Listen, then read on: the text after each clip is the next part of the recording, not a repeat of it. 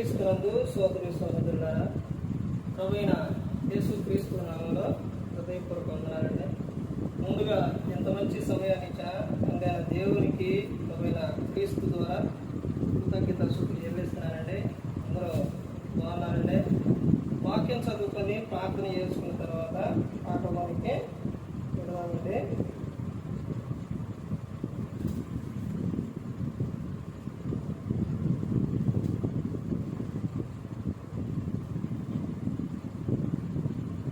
లూకా గారు రాసిన సువార్త 23వ అధ్యాయం 34వ వచనం. యేసు, తండ్రి, వీరేమి చేయుచున్నారో వీరెరుగురు గనుక వీరిని క్షమించమని చెప్పాను. వారు ఆయన వస్త్రములు పంచుకున్నట్టుకై చీట్లు వేసిరి. ప్రార్థన చేసుకున్నాను. పరలోకమందున్న మా తండ్రి, పరిశుద్ధ ప్రేమ గల తండ్రి, గొప్ప తండ్రి, యెహోవా తండ్రి, అయా మీ ప్రియకుమారుడు యేసు క్రీస్తు ప్రభువు ద్వారా కృతజ్ఞత స్తుతులు చెల్లిస్తున్నామని ఆయన ఈ రాత్రి వేళ మనందరితో మాట్లాడమని మా ప్రభువైన యేసుక్రీస్తు నామమున వేడుకుంటున్నాం తండ్రి. ఆమేన్. ప్రభువైన యేసుక్రీస్తు నామములో హృదయపూర్వక వందనాలండి.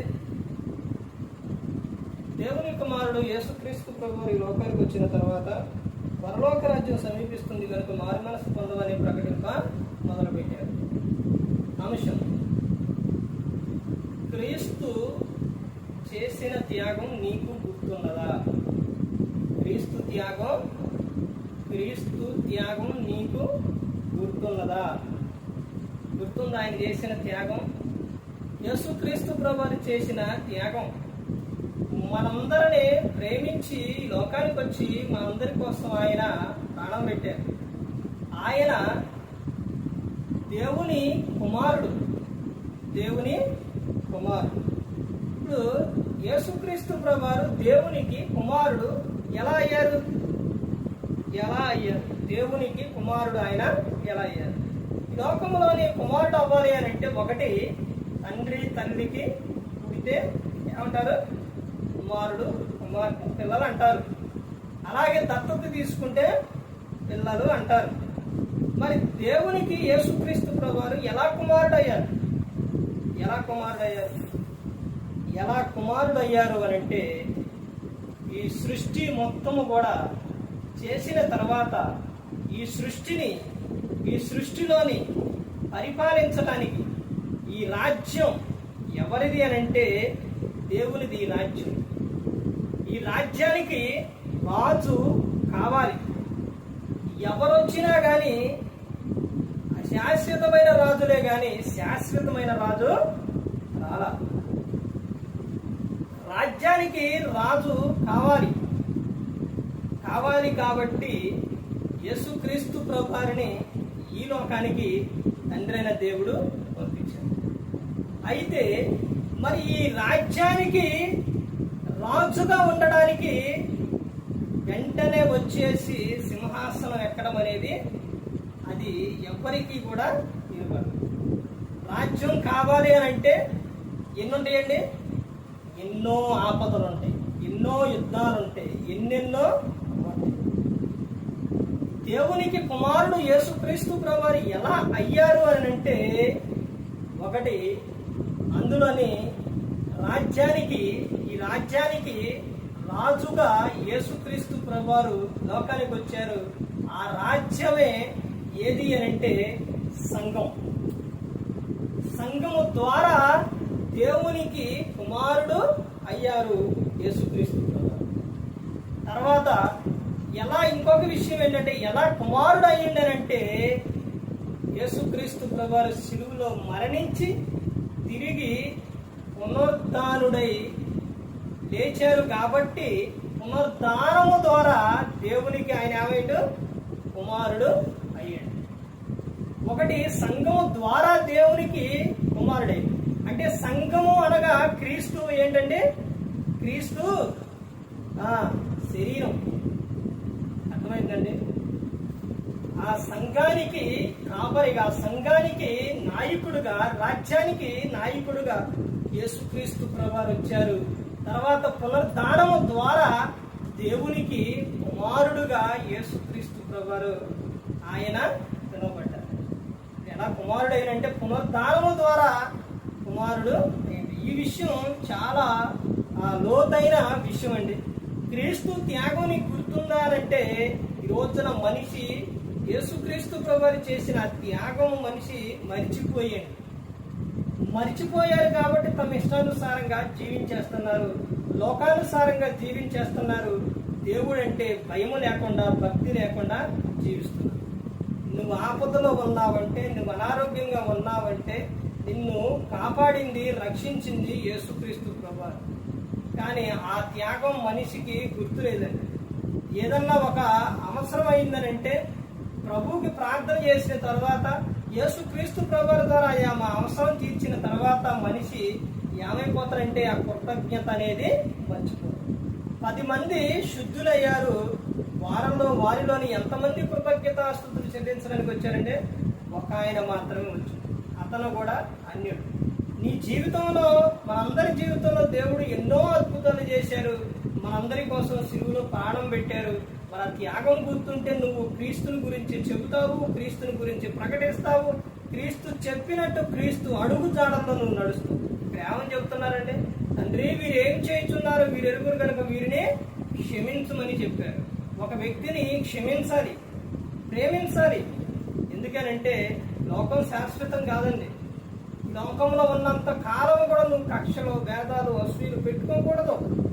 అందుకనే ఒక వ్యక్తి దూరం అయితే ఆత్మీయంగా ఉన్న ఆ వ్యక్తి మనసు ఎలా ఉంటుందంటే చాలా బాధపడుతుంది. అయ్యో ఇంత దూరంగా ఎందుకు ఇలా ఉన్నారు, ఎందుకు ఇలా అని ఆ వ్యక్తి చాలా బాధపడతారండి. ఎందుకనంటే యేసుక్రీస్తు ప్రభువారు మనస్సు కలిగి ఉన్నప్పుడు ఆ మనసు క్షమించే మనసు, త్యాగం చేసే మనసు, ఆ మనస్సు చాలా గొప్ప మనసు అండి. ఆ మనస్సు కలిగి ఉండాలండి. ఎవరిని, ప్రతి ఒక్కరిని నువ్వు ఈ లోకంలో ప్రేమించే వారిగా, నువ్వు ప్రతి ఒక్కరిని ప్రేమించే వారిగా ఉండాలి. ఎవరి మీద ద్వేషం పెట్టుకోకూడదు, ఎవరి మీద కక్ష పెట్టుకోకూడదు, అలాంటివి అనేది ఉండకూడదు. ఇంకా ఈ సంఘములోని ఈ విశ్వాసులు సంఘములోని వీళ్ళు ఎలా ఉంటారంటే కక్షలు, భేదాలతో జీవిస్తూ ఉంటారు. వీళ్ళతోనే సమాధానంగా ఉండాలి. తర్వాత ముఖ్యంగా బయట ఉన్న వ్యక్తులు అంటే క్రీస్తులోనికి వచ్చి లోకానుసారంగా జీవిస్తున్న వ్యక్తులు మద్యానానికి, ధూమపానానికి, వ్యభిచారానికి వీళ్ళు బానిసలైన పరిస్థితి. వాళ్ళ పరిస్థితి ఏంటంటే మనం ఈ లోకంలో వాళ్ళతో ప్రేమగా మంచిగా ఉండకపోతే వాళ్ళు ఏమైపోతారనంటే వాళ్ళు ఈ లోకం విడిచినప్పుడు ఎక్కడికి వెళ్ళిపోతారు, నరకానికి వెళ్ళిపోతారు. ఒక ఆమె భార్య, భర్త, ఆమె చెప్పిన సమాధానం ఏంటంటే ఆయన బాగా వచ్చిన తర్వాత నెయ్యి తీసుకొచ్చినా కానీ వండి చక్కగా పెట్టేదంట. తర్వాత ఎమ్మటొచ్చిన ఫ్రెండ్స్ ఉదయాన్నే, అమ్మ వాడు తాగొచ్చేసి మాంసం తెచ్చి ఇవన్నీ చేసి ఇట్లా చేస్తే, అమ్మా మరి నువ్వేంటమ్మా అంత ప్రేమగా చూస్తావు, మమ్మల్ని అయితే లాభడ కూడా రానియరా, పిల్లవాడితో కొట్టిస్తారు, ఇవన్నీ చేస్తారమ్మా, మరి నువ్వేంటమ్మా ఇంత ప్రేమగా చూస్తున్నావు ఏంటమ్మా అంటే ఆమె చెప్పిన సమాధానం ఏంటో తెలుసండి, ఆయనను ప్రేమించేది ఇక్కడేనండి. తాగుబోతుగా, తిరుగుబోతుగా తమ ఇష్టానుసారంగా జీవిస్తుందో ఇప్పుడు ఆయన ఇక్కడ నేను ప్రేమించకపోతే, ఇక్కడ నేను మంచిగా చూసుకోకపోతే ఈ లోకం విడిస్తే ఆయన పరిస్థితి ఏంటి? ఎక్కడికి వెళ్ళిపోతారు? నరకానికే వెళ్ళిపోతారుగా. మరి ఇక్కడ నేను టార్చర్ పెట్టి ఇక్కడ ఈ లోకం విడిచిన తర్వాత నరకానికి వెళ్ళిపో, అక్కడ బాధపడి ఇక ఆయన ఎప్పుడు కూడా బాధ. అందుకనే నేను అంత తాగొచ్చినా, ఏదొచ్చినా, కొట్టినా, తిట్టినా, ఏదైనా కానీ అంత ప్రేమ చూపించేది ఎందుకనేనంటే ఆయన ఇక్కడ వరకే. ఎందుకనంటే అలా జీవించేవారు, లోకానుసారంగా జీవించేవారు ఎక్కడ ఈ లోకం విడిస్తే నరకానికి వెళ్ళిపోతారు. అందుకని ఎవరైనా కానీ, తాగుబోతులు కానీ ఎవరైనా ఉన్నారు అని అంటే వారిని మన ప్రేమతోని మార్చుకోవాలి. ఆమె చెప్పిన సమాధానానికి ఆయన విని వెంటనే మారిపోయాడు. అర్థమైందండి? ఎందుకనంటే ఎవరైనా కానీ లోకానుసారంగా జీవిస్తున్నారంటే వారితో ప్రేమగా మాట్లాడి వాళ్ళని క్రీస్తులోకి తీసుకురావాలి, వారితో ప్రేమగా ఉండాలి. ఎందుకనంటే వారు ఈ లోకం విడిస్తే ఎక్కడికి వెళ్ళిపోతారు? నరకానికి వెళ్ళిపోతారు.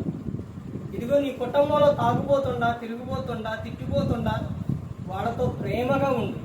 ఎందుకనంటే నువ్వే ప్రేమ చూపించకపోతే ఇంకెవరు చూపిస్తారు ప్రేమ? ఈ లోకం విడిచిన తర్వాత నీ దేహంలో, ఆయన దేహంలో నుంచి ఆత్మ బయటకు వచ్చిన తర్వాత దేవుడు ప్రేమ చూపించడండి. దేహంలో ఆత్మ ఉన్నంతసేపే దేవుడు ఏం చేస్తారో ప్రేమ చూపిస్తారు. తర్వాత ఏం జరిగిద్దో తెలుసండి, తీర్పు జరిగింది.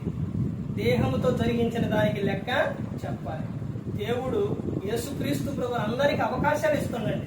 ఇదిగో మారండి, మారండి, మార్పు చెందండి, నేను మీకోసం ప్రాణం పెట్టానని చెప్తున్నాను.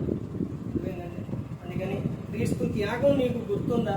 క్రీస్తు త్యాగం నీకు గుర్తుంటే నువ్వు క్రీస్తు మనసు కలిగి ఉంటావు, క్షమించే మనసు కలిగి ఉంటావు, ప్రేమించే మనసు కలిగి ఉంటావు. అర్థమవుతుందండి? ఆ మనసు కలిగి ఉన్నప్పుడే ఎవరైనా కానీ బాధపడుతున్నా, ఎవరైనా దూరం అవుతున్నా చాలా చాలా బాధపడతారు. యేసుక్రీస్తు ప్రభు దగ్గరకు వాళ్ళ అమ్మ సహోదరుడు వచ్చినప్పుడు యేసుక్రీస్తు ప్రభు చెప్పిన సమాధానం ఏంటండి? ఒక ఆయన వచ్చి, ఇదిగో అయ్యా నీ తల్లి నీ సహోదరులు వచ్చారంటే ఆయన ఏమని చెప్తారండి? ఆయన ఇట్లా చూపిస్తూ, ఎవరు నా సహోదరుడు, ఎవరు నా తల్లి? నా తండ్రి చిత్త ప్రకారంగా నడిచేవారే నా తల్లి నా సహోదరులని చెప్పారు. నా తండ్రి నా తల్లి నా సహోదరులు ఎవరంటే నా తండ్రి చిత్త ప్రకారంగా. ఒక వ్యక్తి ఆత్మీయంగా దూరం అవుతున్నారంటే అందులో ఉన్న వ్యక్తికి చాలా బాధ కలుగుతుందండి. అందుకని ప్రతి ఒక్కరు గమనించుకోవాలి, ఎవరు నశించే నరకానికి వెళ్ళిపోకూడదని యేసుక్రీస్తు ప్రభు ఈ లోకానికి వచ్చి మనందరి కోసం సిలువలో ఆయన మరణించారు. ఈ ప్రేమ, క్రీస్తు ప్రేమ, ఆ ప్రేమ మనం చూపించినప్పుడు ఎవరైనా కానీ మారుతారు. అందుకని ప్రతి ఒక్కరు కూడా దేవుని యందు భయభక్తులు కలిగి పరిశుద్ధాత్మ మాట ఏంటూ హృదయశుద్ధిని కాపాడుకుంటూ క్రీస్తుని పోలే నడుచుకున్నప్పుడు ఈ లోకం ఇచ్చిన పరలోకానికి చేరుకున్నారు. మరి ఈ విధంగా నిలబెట్టి మాట్లాడిన తండ్రి దేవునికి కృతజ్ఞతలు చెల్లిస్తూ, ఇంతవరకు శ్రద్ధగా ఉన్న మీకు ప్రభు పేట నా హృదయపూర్వక చెల్లిస్తూ ఈ మాటలు అందరికీ వందనాలు.